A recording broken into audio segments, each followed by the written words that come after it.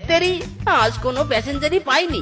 কেউ বলে আমার রিক্সা ভাঙ্গা, কেউ বলে জুতা ছাড়া রিক্সায় উঠবে না।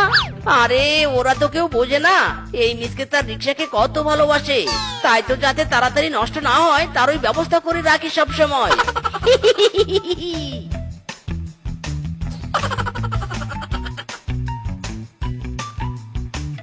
বউ, ও বউ, আমি বাড়িতে এসেছি। খাবার দাও তো, খাবার দাও।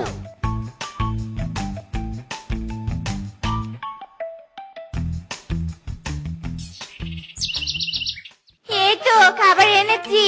দাও দাও, খুব জোরে খিদে পেয়েছে। আর তুমিও খেয়ে নাও। বেশিক্ষণ তরকারি এই কড়াইয়ের মধ্যে রাখলে কড়াই ক্ষয় হয়ে যাবে। এই যে শুরু হলো কিপ্টের কিপ্টেমি কথা।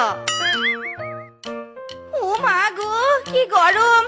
দূর দূর, এভাবে গরম খাবার কড়াইয়ের মধ্যে ঢেকে খাওয়া যায় নাকি? ওগো, আলমারি থেকে একটা প্লেট বের করে নিয়ে আসি। না, খবরদার বউ, তোমাকে আমার দিবি।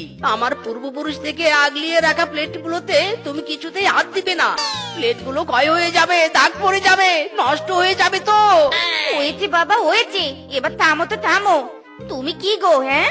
তোমার কিপ্টেমের জ্বালায় কি এই কড়াইয়ে রান্না করব, আবার এই কড়াইয়ে খাবো? হ্যাঁ হ্যাঁ, তাই করবে। শোনো, অপচয় করবে না। সৃষ্টিকর্তা অপচয়কারীকে পছন্দ করে না। মাইরি। হ্যাঁ হ্যাঁ, আর কিপ্টেকে সৃষ্টিকর্তা খুব ভালোবাসে। কত সব কিপ্টে দেখেছি বাপু, তোমার মতো এত আর কিপ্টে আমি দেখিনি। আহা বউ, বেশি কথা বলো না তো। বেশি কথা বললে তোমার শরীর দুর্বল হয়ে যাবে। আর শরীর দুর্বল হয়ে গেলে বেশি করে খেতে হবে। বেশি করে খেলে আবার খরচা বাড়বে।